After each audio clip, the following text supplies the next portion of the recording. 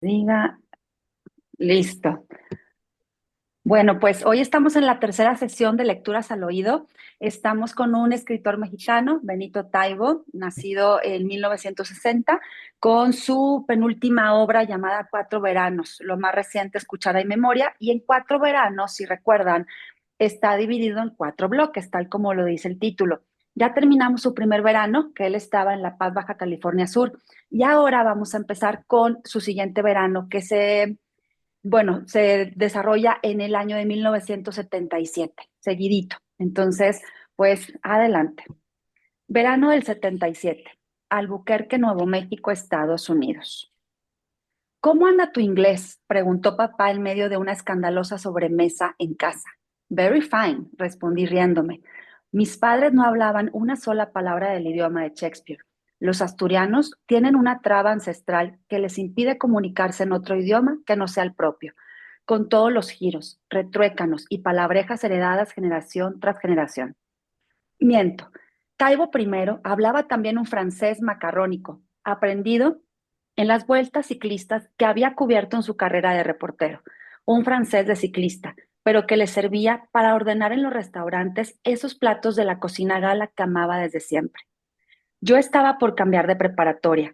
Después de un sonoro fracaso en una escuela activa donde la libertad era tanta que no daba tiempo a estudiar, pero donde montamos dos obras de teatro, Ionesco y García Lorca, y en la que asistíamos a seminarios vespertinos de historia, economía y filosofía.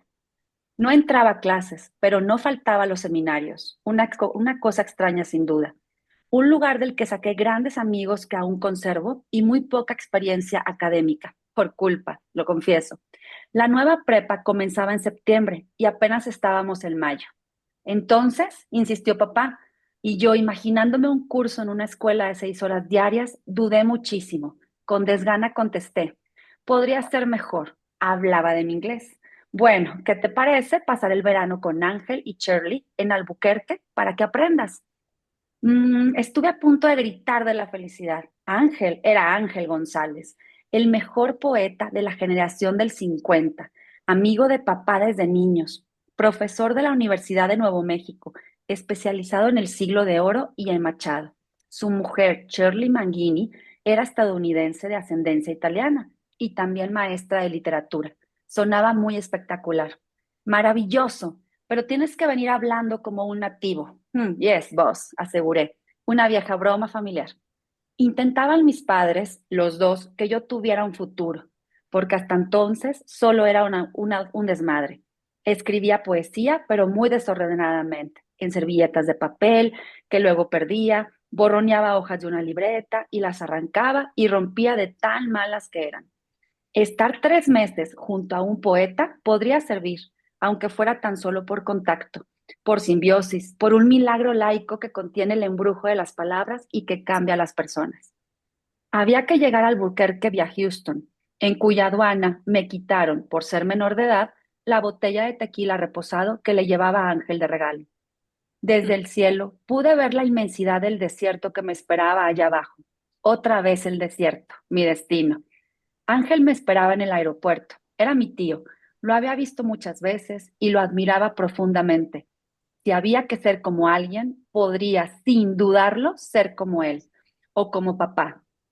Tenía un Ford Pinto de color naranja deslavado que había visto, sin duda alguna, mejores tiempos. En cuanto llegamos al estacionamiento, después de un abrazo grande y largo, Ángel se encendió un cigarrillo. American Spirit de cajetilla color azul. Yo saqué mis delicados con filtro y procedí. No hizo ni un gesto. Era un alivio estar entre personas que consideraban el libre albedrío como un derecho inalienable. Te traje un tequila buenísimo, pero me lo quitaron en Houston. Jodidos tejanos, respondió tirando la ceniza por la ventana y riéndose por lo bajo. Lo suyo era el whisky. Todo alrededor era desierto, mucho y grande desierto. Yo te compré una bicicleta usada para que puedas moverte. Genial. Yo había dejado de usar bicis desde los 14, pero dicen que lo que bien se aprende nunca se olvida. Más me valía. Y te inscribí en los cursos de verano de El Dorado High School. Queda cerca de casa. No tan genial, pero sonreí cínicamente. Tendría que hablar inglés por fuerza. A eso iba, ¿no? Llegamos a la casa de una planta donde vivían, grande y cómoda, de 3 habitaciones y un estudio, llena de libros por todas partes, con un patio trasero que emulaba el desierto circundante. Había algunas plantas mustias y terrones grandes, naturaleza muerta, muertísima. Shirley era grandota y ruidosa, encantadora, con el pelo ensortijado y una sonrisa pegada a los labios permanente. Te voy a hablar en inglés todo el tiempo, me dijo en español. Yes, contesté. A mí no, reviró Ángel González. Tardé todavía unos días en descubrir que el inglés de Ángel, de tan rudimentario y práctico, era casi inexistente. Sus clases eran dictadas en español a estudiantes de doctorado y en español se movía por el mundo. Llevaba 20 años viviendo allí y no necesitaba para nada el inglés, por lo visto. Cenamos pronto, un espagueti a la boloñesa que a Ángel le sirvieron sin jitomate porque odiaba el jitomate en todas sus formas y presentaciones. Al terminar me llevó fuera y me enseñó mi bicicleta. Era blanca, en buen estado, recién pintada con timbre de metal en el manubrio y de mujer sin el cuadro superior. Ni siquiera lo discutí. No le puedes pedir a un poeta que se fije en esas nimiedades. Agradecí mucho y toqué el timbre en señal de alegría. Nos fumamos un cigarrillo en el porche frente a la casa, en 2 sillas de playa. Era un barrio residencial cerca de la universidad, habitado por muchos maestros que ya iría conociendo. A las 8 de la noche la ciudad se quedaba vacía, o por lo menos esa parte de la ciudad. Las clases empezarían la mañana siguiente, muy temprano. Mañana vamos a Ortega Hall, el edificio dedicado a las lenguas extranjeras, para que sepas dónde encontrarnos. Y de paso, entras a tu propia escuela. Me dio una llave de casa puesta en un cuerito de color marrón. Puedes comer y beber lo que quieras. Lo segundo con mucha prudencia para que no terminemos los dos en la cárcel. Aquí la edad legal para el alcohol es 21. No toques la lechuga que está al fondo de la nevera, abajo. Allí escondemos una reserva de dólares. ¿Y si aparece un ladrón vegetariano? Pregunté. Nos jodimos. También puedes coger cualquier libro, sin restricciones, menos los de la mesa, que son los que estoy trabajando. Te hemos pagado el lunch en la cafetería de la escuela. Cenamos aquí sobre las 7, ¿vale? Vale, por lo visto andaría solo por ahí. Eso me gustaba. A las 9 ya estaba en la cama. Ángel y Shirley bebían una copa en la sala, pero yo me encontraba francamente cansado después del largo viaje y lidiar con los jodidos tejanos. Mi habitación también estaba tapizada de libros. Recorrí las estanterías, Quevedo, poesía completa, ¿por qué no? En mi casa se decía poesía en voz alta a la menor provocación. Mucho siglo de oro, mucha generación del 27. La poesía entra por los oídos y así entró en los míos durante toda mi vida. Abrí el libro al azar llamado Definición de amor. Es hielo abrasador, es fuego helado, es herida que duele y no se siente, es un soñado bien, un mal presente, es un breve descanso muy cansado. Eso, muy cansado. Me quedé dormido un rato después, soñando con todas las aventuras que me esperaban en Albuquerque, Nuevo México, donde sería más libre que nunca. A las 8 ya habíamos desayunado y avanzábamos por las calles en el Pinto Naranja. Me fui fijando muy bien para en algún momento poder volver. Todo de frente sobre Pico hasta César Chávez a la izquierda, un par de kilómetros y allí estaba el campus. Más fácil, imposible. Mi escuela estaba en sentido contrario, bastante cerca. Ya tendría tiempo de explorar. Ángel se estacionó en un lugar reservado para él, frente al edificio hecho aparentemente de adobe, emulando la construcción nativa de 3 plantas. Por dentro era muy moderno. Ven, te presento a mi clase de verano. Todos son estudiantes de doctorado. Y me guió por una serie de pasillos hasta el Room 101. Allí estaban en semicírculo, 8 personas sentadas esperándolo, todos muy jóvenes desde mi punto de vista. 5 chicos, 3 chicas. Fue diciendo sus nombres. Y él es Benito, mi sobrino. Quiere ser poeta y viene a estudiar inglés, dijo por supuesto en español. Y yo me hinché como un sapo por las 2 primeras condiciones mencionadas. Todos me dieron la mano. 2 de las chicas eran muy guapas, Elena y Rhonda. El resto de los nombres los tuve que oír otra vez. ¿Quieres oír o descubrir la escuela?, preguntó Ángel. Primero descubro y regreso, contesté. Vale. Se quitó el saco de cuadritos que lo acompañaba a todos lados y se sentó con los muchachos. Yo recorrí el campus, salí de Ortega Hall y fui hacia los edificios centrales. Lo primero que encontré fue el cineclub, en el cual costaba 50 centavos la función corrida. Ponían 3 o 4 películas por este precio único. Un regalo del desierto con refrescos y sándwiches que se veían espectaculares. Abrían a las 12. Los precios eran ridículos. Todo debía de estar subvencionado. Fui paseando hasta los campos deportivos enormes y verdes, un contraste enorme con los alrededores áridos. El equipo de fútbol americano estaba entrenando. Más tarde sería un despropósito porque el calor lo impediría. Los lobos se llamaban. Todos los muchachos que estaban allí sudando la gota gorda, corriendo y pegándose unos a otros, eran enormes, de una enormidad monstruosa. Me senté en las gradas vacías y los estuve viendo por largo rato. Me quedó claro inmediatamente que no soportaría ni una carrera ni un golpe. Lo mío era la poesía. El sol de las 10 de la mañana me expulsó del campo. Volví a los edificios centrales, acababan de abrir la tienda de souvenirs y me compré una camiseta de la universidad, naranja con letras rojas. Una camiseta que me duró años y de la que me sentía de lo más orgulloso. Y desandé mis pasos hacia el Ortega Hall. Serían las 11. Los pasillos estaban vacíos. Me asomé por la ventana. Ángel seguía hablando con sus alumnos. Abrí la puerta con sumo cuidado y sin hacer ruido me senté en una banca al fondo.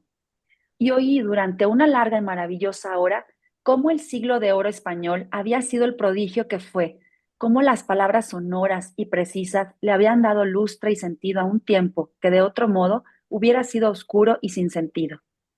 Ángel tenía una media voz de fumador, esa con la que explicaba, que te hacía volar con él al pasado remoto, lleno de intrigas, espadachines, hambrunas, crueles enfermedades, poderes fácticos y terribles, inquisiciones y molinos de viento, tinterillos y leguleyos. Y hablaba también de cómo, en medio de esa sombra, de ese tiempo oscuro, pero también de descubrimientos, un grupo de brillantes escritores se había batido a pluma y espada, entre ellos muchas veces, pero también contra los vaivenes de alrededor. Satíricos, procaces a veces, luminosos siempre, los poetas de ese siglo vinieron a dejar su huella y su impronta en las letras del mundo, dándonos una herencia magnífica que yo apenas estaba comenzando a vislumbrar. Estaba en un sueño perfecto. De pronto, Ángel González, poeta mayor, comenzó a decir en voz alta el siguiente poema. Miré los muros de la patria mía, si un tiempo fuertes ya desmoronados, de la carrera de la edad cansados, por quien caduca ya su valentía. Y yo casi sin darme cuenta lo iba siguiendo y declamando el soneto de Quevedo cada vez más alto y acompañando su voz. Salíme al campo, vi que el sol bebía los arroyos del cielo desatados, y del monte quejosos los ganados que con sombras hurtó su luz al día. Entré en mi casa, vi que amasillada de anciana habitación era despojos, mi báculo más corvo y menos fuerte. Y aquí Ángel cayó y terminé solo, en ese salón que de pronto se había iluminado con los rayos del sol de mediodía de Nuevo México y con las palabras del poeta Francisco de Quevedo, que nunca estuvo en Nuevo México, pero que este día se hizo de carne y lengua y voz viva. Los estudiantes de Ángel, discúlpenme, los estudiantes de Ángel me miraban con los ojos cuadrados y casi todos con la boca abierta.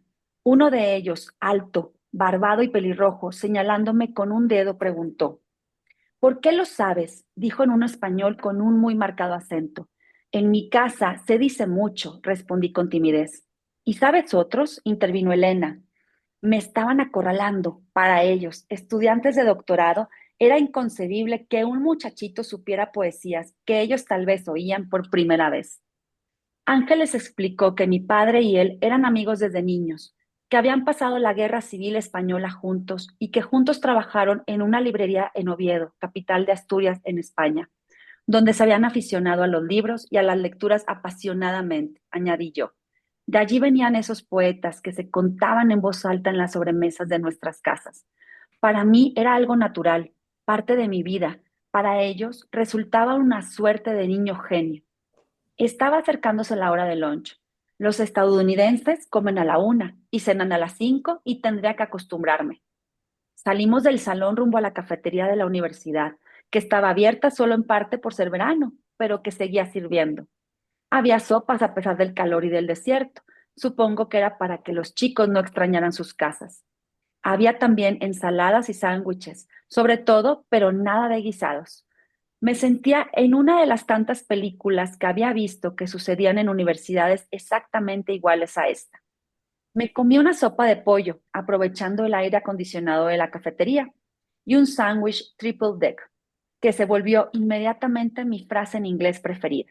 De 3 pisos, con salami, jamón, queso, jitomate y lechuga. Buenísimo. Luego salimos todos a fumar. Y cuando digo todos, es que literalmente éramos todos.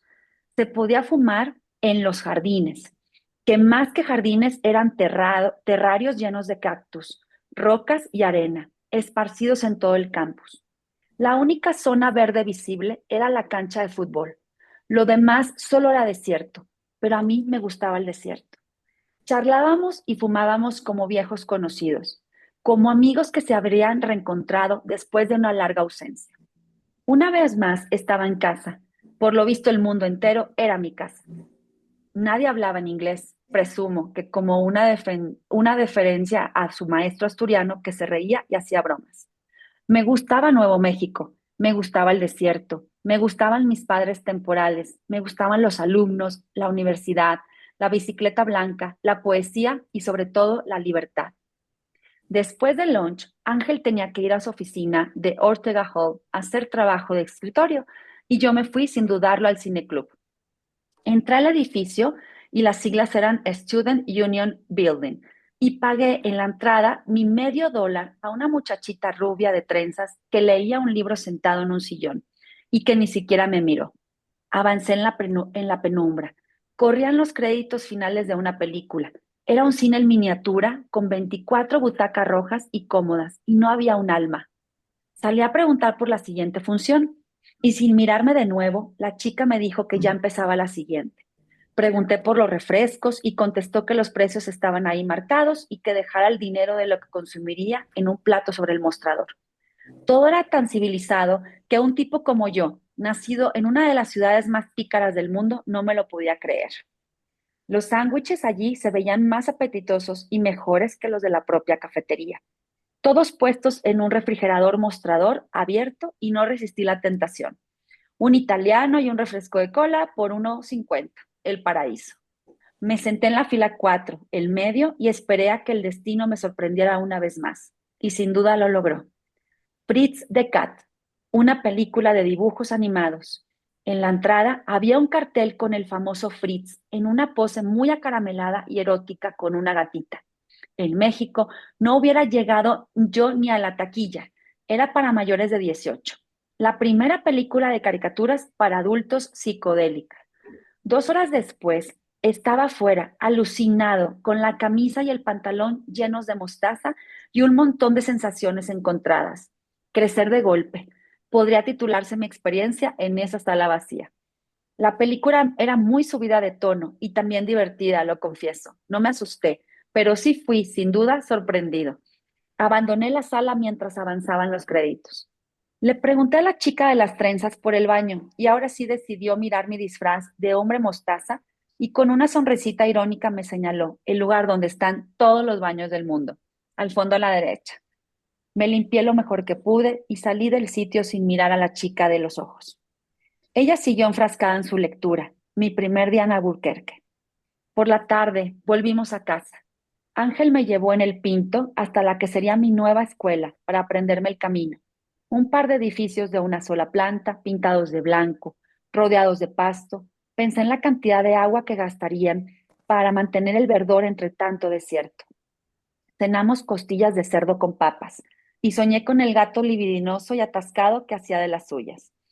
Al día siguiente, a las 7:15, ya estaba bañado y listo.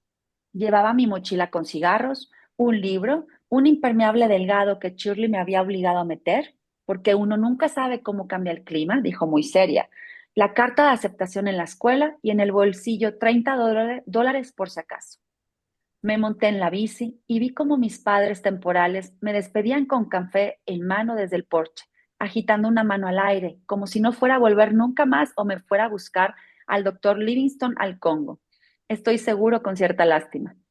Ellos sabían mejor que yo lo que me esperaba. El paseo en bici duró unos 20 minutos, no más. El 90% de las casas que vi en el camino eran idénticas, a excepción del tamaño y color de los gnomos de jardín hechos de barro que te miraban pasar con los ojos desmesuradamente abiertos. Parecía que los famosos gnomos se reproducían en Nuevo México como conejos. Jamás vi tantos en mi vida. Por fortuna, Anne, Ángel y Shirley no tenían ese infinito mal gusto, y su casa y porche era territorio libre de esas monstruosidades. Llegué hasta la escuela, me dirigí al estacionamiento de bicicletas, una barra de metal a un costado de la entrada principal, y puse cadena y candado a mi bicicleta blanca. ¿Cómo se ve que yo venía del DF? Porque al mirar alrededor descubrí de inmediato que era la única con seguridad de todas las que ya estaban allí, puestas en desorden con prisa. Caminé hasta la oficina de la dirección y una mujer cincuentona, rubia y sonriente, en la recepción recibió mi carta. Me dio un apretón de manos y me señaló un pasillo, deseándome suerte. Por ser verano, solo algunas aulas estaban abiertas. Me tocó la 007, Bond, James Bond. Me reí de mi chiste a solas antes de abrir la puerta con cuidado, como evitando con el cuerpo que se fueran a salir todos si yo entraba. Éramos 13, contándome, como Jesús con los apóstoles, y yo sería el que a la larga los traicionaría. Me sonrieron, se fueron presentando. Lisa, Demian, John, otro John, Clark, Mara, Linda, Jane, Dustin, Marisol, Rafael y Oscar. Y yo fui a partir de ese momento Beniro. Y no hubo poder humano o divino que lograra poner una T a mi nombre. La verdad es que todos eran amables y simpáticos y que ninguno estaba allí por su propia voluntad. Los cursos de verano eran para aquellos que no habían tenido buenas calificaciones durante el semestre e intentaban no repetir. Entró la maestra. Eran las 8 en punto, según el reloj encima del pizarrón. Morena, alta, muy alta, con un vestido largo que le llegaba hasta los tobillos y el pelo recogido en un chongo, lentes de fondo de botella y dientes grandes. Pidió silencio, me dio la bienvenida y le solicitó a sus alumnos que a partir de ese momento nadie me hablara en español. Estaba allí para aprender inglés. Y John, el segundo John, levantó la mano y preguntó si la clase de español sería en inglés. Buen punto. Miss Ryder, así se llamaba y nunca supe su nombre de pila, lanzó una risita de caricatura, una de niños, no como Fritz, y dijo que claro que no, que Beniro ayudaría en las clases de español para tener una mejor pronunciación. Y pensé para mis adentros que la primera palabra que pondríamos en el pizarrón sería Benito con T, de toro, de tortuga, de torpedo, de tarado. Sin transición, Miss Ryder comenzó a leer en voz alta, en inglés. Tardé un rato en darme cuenta de que la obra que leía era Sueño de una noche de verano, del maestro Shakespeare. Levanté la mano y pregunté si estaba en lo correcto. Ella me miró y palideció como si yo fuera un monstruo del desierto. Asintió con la cabeza y me pasó el libro para que yo siguiera. Tal vez debía haberme quedado callado. No era una buena manera de entrar en sociedad haciéndome el sabiondo mal punto. 2 páginas después se lo di a Lisa y así fue rolando de mano en mano durante los siguientes 50 minutos. Sonó una chicharra. Tendríamos 10 minutos de descanso antes de la siguiente clase. Al salir del salón, Miss Ruther me dijo que pronunciaba bastante bien. Papá podría estar orgulloso de mí. Su inversión en educación rendía sus frutos. En cuanto salimos al sol, pregunté al que estaba más cerca dónde podía fumar y despreocupadamente señaló la calle, a unos 50 metros. Corrí hacia allí, donde ya estaban otros dos de mi salón haciendo lo mismo. Dustin, alto y desgarbado, con el pelo largo y las uñas comidas y carcomidas, me enseñó el cigarrillo y casi sin transición me preguntó en inglés si en la Ciudad de México había bomberos. Lo primero que pensé fue en contestarle que no, que apagábamos los incendios meando sobre los vecinos. Pero Dustin era grande y fuerte, y yo solo tenía mi afilada lengua para defenderme. Sí, sí, sí, hay bomberos, dije resignado. Ah, soltó Dustin y atacó de nuevo. ¿Van de rojo? Pensé que estaba burlándose de mí. pero la mirada un poco vacía del muchacho me indicaba que dentro de su cabeza había más desierto que en los alrededores. De rojo, sí. Tienen mangueras, hachas, escaleras, carros con campana y son valientes. Lo dije lenta y didácticamente y en inglés para evitar una nueva y extraña pregunta. Ah, contestó. Tiró la colilla al suelo y se fue bamboleando hacia el edificio, poniendo sus enormes zapatones uno delante del otro como si estuviera pisando al mismo tiempo un millar de chicles. Hice lo mismo y lo seguí, pensando en el heroico cuerpo de bomberos y de la muy noble y leal Ciudad de México fundado en 1887 y que de entonces a la fecha ha apagado miles y miles de incendios, rescatado personas, limpiado calles inundadas y bajado de los árboles a los gatos llamados Fritz, Apolonio y hasta Gerundio. Me preocupé un poco, lo confieso. La siguiente clase era geografía, materia que me gustaba mucho, porque siempre imaginaba el mundo ancho y ajeno que me esperaba para llenarme de asombro y aventuras. Miss Rader nos saludó con tal efusividad que parecía que no nos hubiera visto desde las Navidades, y solo habían pasado 9 minutos. Me caía bien esa mujer. El mapa mundi, enorme que estaba puesto sobre el pizarrón, no tenía los nombres de los países coloridos. Me imaginé de inmediato lo que vendría a continuación. Lo habíamos hecho muchas veces en la secundaria. La maestra diría nombres de países y los educandos apuntarían con el dedo el lugar donde se encontraban sobre el papel. Pan comido. John, el uno, pasa por favor, dijo la Miss haciendo un gesto de presentadora de televisión y señalando el espacio frente a sí. John era delgado, pequeño, pecoso y pelirrojo. Llevaba unos pantalones color caqui que le quedaban grandes y una camiseta de Black Sabbath. Temblaba como una hoja. Ya que tenemos un invitado especial, nuestro amigo Beniro, señala por favor su lugar de origen, México. John caminó hacia el pizarrón resuelto y, sin embargo, tembloroso. Sin dudarlo, puso su dedo índice corto y blanquecino sobre el mapa. Volteó la cabeza y miró a los ojos a Miss Ruther con expresión victoriosa. Ella hizo un mohín breve de disgusto. Se acercó al chico, le tomó la mano y la quitó de un espacio indeterminado del sudeste asiático donde apuntaba el muchacho sin dejar de moverse como una gelatina en medio de un terremoto. Y con su mano sobre la de él, avanzó medio mundo hasta señalar mi patria. Yo suspiré y debió oírse mi respiración, porque varios voltearon a mirarme. Sonreí bobamente. ¿Dónde estaba? Tal vez un episodio sorpresa de la dimensión desconocida y habría cámaras ocultas en que ese momento nos filmaban. El tormento duró unos 15 minutos más. Pasaron frente al mapa Lisa, Dustin, Mara, Clark y Marisol, y ni uno de ellos logró señalar correctamente a Grecia, a la Unión Soviética, China, Argentina o Canadá. La educación secundaria mexicana podría compararse con la de Finlandia, viendo lo que estaba pasando en ese salón de clases, el infausto Salón 007 como Jane Bond.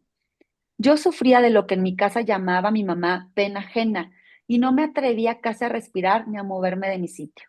Empezaba a sentirse el calor del desierto, a pesar del aire acondicionado que ronroneaba con suavidad desde lo alto del salón y gotas de sudor que parlaban en mi frente. Rogaba en silencio a todos los dioses en los que no creía que no me hicieran pasar al mapa mundi. Miss Rader me miró fijamente y con la barbilla me señaló y luego apuntó al pizarrón. Fueron tan solo 6 pasos, pero me parecieron mil, como avanzar hacia la guillotina en medio de la plaza pública.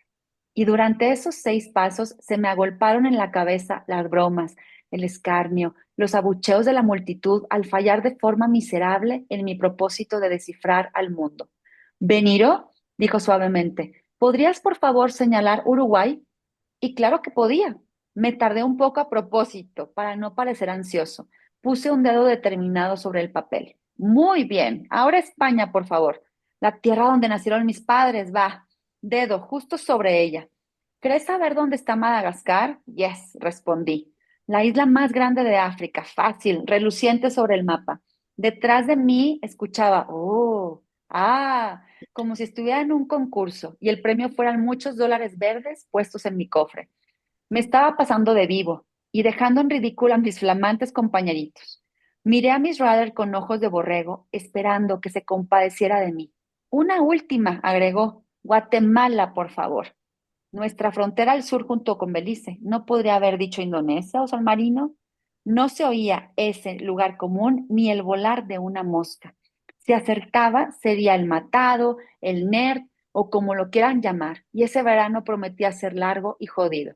Fallé a propósito. Señalé a Chile. Miss Rader le hizo un gesto a un chico. Rafael, por favor, ¿puedes señalarle a Beniro dónde se encuentra Guatemala? Y el muchacho, moreno y con una sonrisa grande que le cubría el rostro entero, con el pelo de aguacero negro, negro, tomó mi mano, como lo había hecho la Miss con otros, y la subió por el mapa lentamente hasta el lugar en cuestión. Luego me enteré de que Rafael era guatemalteco. Afortunadamente sabía dónde quedaba su país. Todo el salón respiró aliviado, incluyéndome. Tenía una leve esperanza de no haber caído pésimo a todo el mundo, pero la verdad lo dudaba mucho. La clase siguió un rato más y sonó por fin la chicharra de los 10 minutos de descanso. Salí corriendo hacia la calle a fumar. Nadie se me acercó. Estaba contagiado, era el enemigo, gran presentación en sociedad. Tuvimos dos clases más, biología y química, con el maestro Fernández, un chicano grandote que se movía como un oso y a las 12 pasamos a tomar el lunch. Si la escuela podía ser terrible, la comida era abominable. En una mesa yo solo, nadie se acercó ni por asomo, comí macarrones con queso plástico, ensalada y un pudín de vainilla que recordaré toda mi vida por lo malo que era. Para finalizar el día, volvió la sonriente Miss Rader a darnos un repaso de historia de los Estados Unidos en las 2 largas horas. Si así iba a ser el verano, yo estaba listo para descruzar la frontera por la parte más agreste y árida del desierto que nos separaba y nos unía.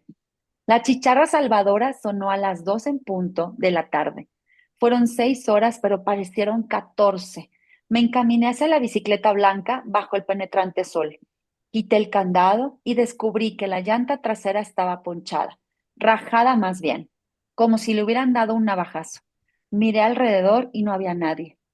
Respiré hondo y profundo. La tomé del manubrio y comencé a avanzar caminando hacia la casa. A las 3 cuadras yo estaba empapado de pies a cabeza, como si me hubiese metido vestido en una alberca. Me puse bajo el único árbol en kilómetros a la redonda y supliqué por un milagro desde el tercer círculo del infierno. Y el milagro se hizo. Se detuvo frente a mí una pick-up roja y enorme, con vidrios polarizados. Se abrió la ventanilla del pasajero y vi a la sonriente Miss Ruther que me miró exactamente igual como se mira a un perrito abandonado por su madre. ¿Todo bien?, preguntó. Se me ocurrieron como 14 respuestas mordaces, pero solo señalé la llanta y dije en perfecto inglés, flat tire. Ella hizo un mohín de disgusto y se bajó del monstruo. Entre los dos subimos la bici a la parte de atrás de la camioneta y me llevó a casa. Faltaban como 14 cuadras. No lo hubiese logrado por mí mismo, o tal vez sí, después de mucho sol y muchos litros de sudor. Nos vemos mañana, claro, respondí de mala gana. Puse la bici en el porche. Sin candado, le di las gracias a la maestra y me metí a casa a prender los aires acondicionados. Me di un largo y frío baño mientras pensaba en el incierto futuro que me esperaba en Albuquerque, Nuevo México. A las 3 de la tarde llegaron Ángel y Shirley. ¿Qué coño le pasó a la bicicleta?, preguntó muy asturianamente el poeta. Tuvo un desperfecto, dije. ¿Algo más que eso? ¿Te fue bien? ¿Comiste? ¿Practicaste inglés?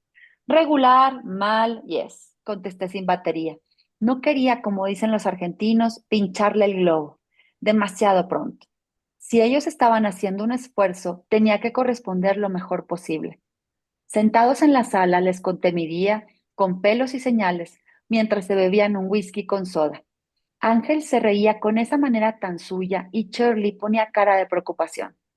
Al final del recuento, el poeta dijo una sola concreta sentencia. Odio los mac and cheese. Es uno de los peores inventos estadounidenses. Y yo solté una sonora carcajada. ¿Cuántas semanas de comida pagaste? Quise averiguar. Solo una. Menos mal. Esa dieta podría matarme, le dije a Ángel. Y mucho más si estás acostumbrado a la comida de tu madre. Estoy de acuerdo. Salimos a comer fuera, a la gringa, a las 5, a un restaurante chino buenísimo. Ángel estaba un poco distraído. Pasaba sus palillos sobre el chop suey sin acabar de llevárselos a la boca. Al final de la comida, abrió su galleta de la suerte y leyó en voz alta: Nadie está obligado a lo imposible. Creo que te hablan los ancestrales dioses chinos, Taibito. No tendrás que ir a esa escuela si no quieres. Y se guardó el papelito en la bolsa lateral de su inseparable chaqueta de cuadros. Me reí. Shirley intervino. ¿Buscamos otro high school? Y Ángel fue categórico. No, se trata de aprender, no de sufrir. Estás sobrecalificado para esa escuela, ya me lo imaginaba. Sonreí como un santo al que hubieran sacado de la arena de los leones antes de que se lo comieran vivo. Pero yo te seguiré hablando en inglés, dijo Shirley en inglés. Tengo la sensación de que Ángel se había preocupado más por el nivel de la comida que por el nivel de la educación que daban en El Dorado. Yo me sentía aliviado, pero algo tendrás que hacer. ¿Propuestas? Y el poeta encendió un cigarrillo en la mesa y se quedó mirando inquisitivo. No lo dudé un instante. Podría ir de oyente silencioso a tus clases. Vale, son los lunes, miércoles y viernes. ¿Qué harás el resto del tiempo? Ver películas en inglés en el cineclub. Así también se aprende el idioma, ¿no? Sonrió. Esperaba algo más. Tuve una iluminación y arreglaré el jardín del fondo de tu casa. Me estrechó la mano. Tenemos un pacto, dijo. Levantó su bebida y la chocó con las de Shirley y la mía. Aquí un oyente cinéfilo jardinero aprendiz de poeta. No estoy seguro de que deba contárselo a tus padres. Yo estoy seguro de que no, respondí mientras abría otra galleta de la suerte y leía en voz alta. El silencio cómplice genera amistades duraderas, le dije. Ángel y Shirley rieron a carcajadas. Esa podría ser una profesión, redactor de mensajes en galletas de la suerte, afirmó Ángel, mientras con una mano hacía el gesto universal con el que se pide la cuenta. Ni siquiera fui a despedirme a El Dorado. No había hecho en las pocas más de 6 horas que pasé allí ni un atisbo de amistad. A la mañana siguiente averigüé dónde había un taller de bicicletas que quedaba providencialmente cerca de la universidad y la arrastré penosamente cerca de 10 calles, mientras los cuidados jardines de las casas de madera tan gringas y los gnomos de todos tamaños y colores, con sus sonrisas maléficas, me miraban. $6 me costó la llanta nueva. De allí me fui directo al cineclub, al sándwich italiano y a la maravillosa Amarcord del asombroso director Federico Fellini, que aunque estaba en italiano, tenía subtítulos en inglés, los que leí rigurosamente como mi clase del día. Pocas veces he disfrutado tanto una película. Es la historia de un adolescente creciendo en la Italia fascista de los años 30, mientras pasan cosas extrañas, magníficas, enloquecidas, cotidianas y por ello extraordinarias. Un verdadero sueño. Mientras la veía, pensaba en mis padres, que se hubieran reído conmigo en esa sala de la que yo era el único habitante. Tuve un pequeño ataque de nostalgia. Salí corriendo por otro sándwich. Mamá lo dice siempre, la comida aleja a los psicoanalistas de tu vida. Al salir, me despedí de la chica de trenzas de la entrada, que seguía absorta leyendo un libro. ¿Te gustó? Me preguntó ella, subiendo un instante los ojos del libro. Me encantó. Deberías verla. Es maravillosa. Mañana la veré. Va, cuídate. Rubia, pecosa, tan joven como yo mismo, lectora. Tendríamos que sentarnos a hablar seriamente sobre el cine y la vida misma, pensé. No volvería a pisar el high school, donde en un pizarrón frente a un mapamundi los alumnos iban pasando y señalando el país que la maestra inquiría. El único lugar donde Vietnam hace frontera con Canadá, México está en alguna parte de Asia Menor y España y la India son amistosas vecinas. Y el pequeño rebelde sin causa que era, comenzó a aprender que hay muchas causas por las que ser rebelde, y una de ellas era el tema educativo. Por la tarde decidí explorar con la bicicleta los alrededores de la casa. Me puse como límite 10 manzanas en los 4 puntos cardinales. Al sur, la universidad y todo lo que ella ofrecía. Al norte, el desierto. Así, sin metáforas, más allá del aeropuerto. Al este, el centro de la ciudad, decenas de locales comerciales en lo que podías ver los letreros desde lejos. Y al oeste, un pequeño bosque, y dentro de ese bosque, una suerte de mínimo zoológico gratuito con la fauna del lugar: armadillos, perritos del desierto, serpientes de cascabel y otras serpientes que nunca había visto en mi vida, pero que se veían igual de peligrosas. Una pequeña cueva con murciélagos, coyotes, una familia de venados y un lobo, enorme y gris. que daba vueltas a una jaula de unos 4 metros, interminable mecánicamente y con esa desesperación tal que parecía que en cualquier momento podría caer fulminado en el sitio de agotamiento y de falta de libertad. Una madera pirograbada decía que se llamaba Tom el lobo. No miraba a nadie en particular, tal vez al infinito, y caminaba como si en el andar fuera a destruir las barras que lo separaban de su casa, que debía estar en algún lado, tal vez en las montañas. Sandía, en las montañas sandía que podías ver más allá. Ese día me senté en una banca y lo miré durante un par de horas, y nunca acusó mi presencia. Yo no existía. Era una parte más, tal vez incómoda, del terrible paisaje de barras de metal. Me invadió toda la tristeza del mundo. Me acerqué al único guardia del parque, un rubio vestido con camisola y shorts verdes, que miraba alrededor como si alguien fuera a robarle la cantimplora que llevaba colgada en la cintura. ¿Cuánto tiempo lleva aquí? Pregunté señalando la jaula del lobo. Bienvenido, saludó alegremente. Este es un santuario de especies del desierto protegidas por el Servicio Forestal de Nuevo México. Espero que disfrutes tu estancia. Gracias, dije con mera cortesía. El lobo, ¿cuánto tiempo lleva en la jaula? Tom llegó al parque hace 2 semanas. Está en proceso de aclimatación. Se acostumbrará. ¿Ya viste los murciélagos? Me di la media vuelta y lo dejé hablando solo. No hay justificación alguna para aclimatar a nadie que no quiera ser aclimatado. Eso es una chingadera. El animal hace muy poco tiempo vagaba libre con su manada por las montañas y ahora estaba recluido en ese lugar. El resto del día lo pasé pensando en él, en Tom. Tristísimo destino. Nuevo México me trataba a mí mucho mejor que al lobo, sin dudarlo. Estaba aprendiendo un montón en las clases con Ángel, viendo montones de películas y por ende practicando el inglés, para que mis padres no me mataran con justa razón, comiendo sándwiches prodigiosos y baratísimos, respirando el desierto y pasándola de maravilla con esa pareja estupenda que eran Ángel y Shirley.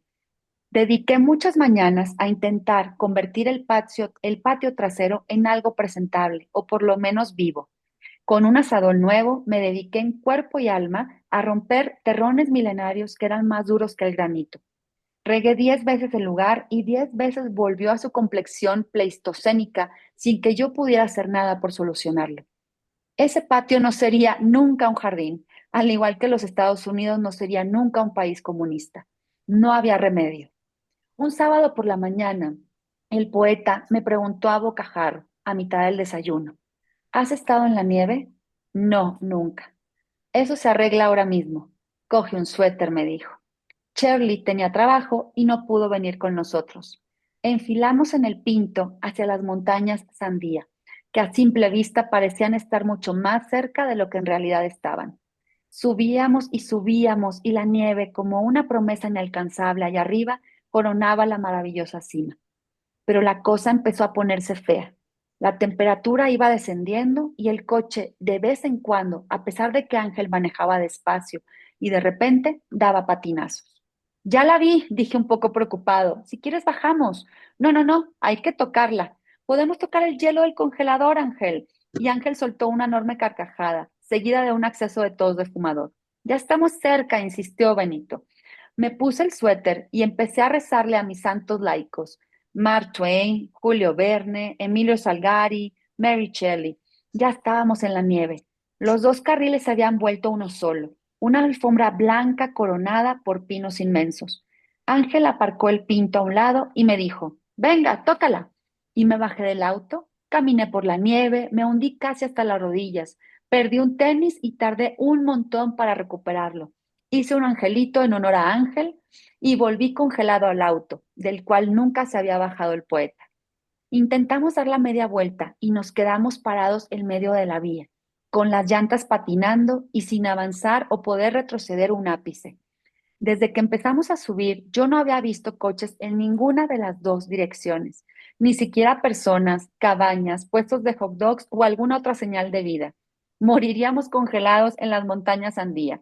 Ya me imaginaba los titulares de los diarios. Laureado poeta muere congelado con un acompañante desconocido. Calma, dijo Ángel y se encendió un cigarro. Lo seguí, abriendo un poco la ventanilla para no morir primero de intoxicación que de frío. No pasaron ni 3 minutos cuando apareció una patrulla de caminos.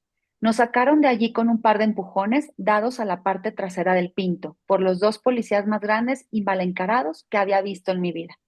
El más alto y mal encarado de los dos le dio un papel rosa a Ángel, que en cuanto se marchó de ahí, fue a parar a la cajuela de guantes, donde había un par de docenas idénticas a las que acababa de poner en el sitio. ¿Qué fue eso? Pregunté. Si no hicimos nada. Sí hicimos, contestó Ángel. Subimos a la nieve, sin cadenas en las ruedas. $200 de multa.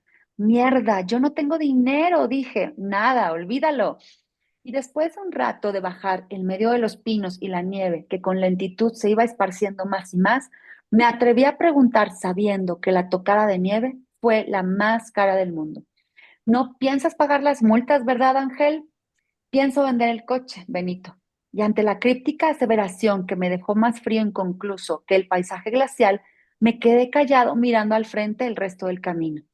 Luego, Shirley me contó que las multas en Albuquerque se ponían a los autos y no a los conductores. ¿Cuántos coches llevas, Ángel? 3. Y soltó una carcajada y muy italiana carcajada. Shirley era grandota, con pelo rubio, oscuro y rizado, con dos pechos tan grandes como ella misma y una risa tan contagiosa que acabábamos los dos a punto de perder el aliento, sentados en el antecomedor. Entró Ángel, que había ido a comprar whisky, y nos encontró despatarrados en la silla. ¿Qué? ¿Se volvió a morir Franco? Preguntó, y ante su propio y surrealista chiste se unió a nuestro coro de locos. Esa tarde inauguramos una tradición que permanecería durante los próximos meses sin fallar. Los tres fumábamos en el porche de la casa, ellos bebían whisky y yo una cerveza, y veíamos el larguísimo atardecer rojo, rosa, naranja y rojo profundo, morado, magenta, amarillo, carmesí, verde, la paleta de un pintor loco, maravilloso, que hacía esplendoroso el desierto de Nuevo México, mientras sonaba el prodigioso saxofón de Charlie Parker Bird. Allí aprendí cuán importante es escuchar en silencio cuando los pájaros cantan. Y también aprendí que el jazz se escucha, no se baila. ¡Tirín! Y aquí voy a parar. Vamos en la página 92. Así que vamos muy bien. La tradición entre Ángel, Shirley y Benito me gusta. Tener momentos para disfrutar algo que te guste tomar. No fumar, en mi caso no fumo, pero sí como sorprenderte, ¿no? Lo maravilloso de sentir que el cielo se vuelve como un pintor loco, creativo, con tantos colores que nos platicó que vio en ese atardecer, como en cualquier desierto. Yo he estado en, ¿dónde? En Sonora, pero, ay, la playa de Sonora se me fue, San Carlos, en San Carlos, Sonora, y dicen que son los mejores atardeceres, que hasta National Geographic los pone como categoría de los mejores atardeceres del mundo. Y es así, con estos colores, o sea, la roca naranja, un cactus de fondo, un mar inmenso y se ven los rojos, los morados, los violetas, los rosas, el carmesí. Entonces sí es algo que me hizo pensar en ese instante. Pues bueno, ¿qué les pareció? ¿Cómo sienten que pinta el verano 1977 de Benito Taibo? Si alguien quiere compartir, bienvenidos. Yo creo que Benito me agrada.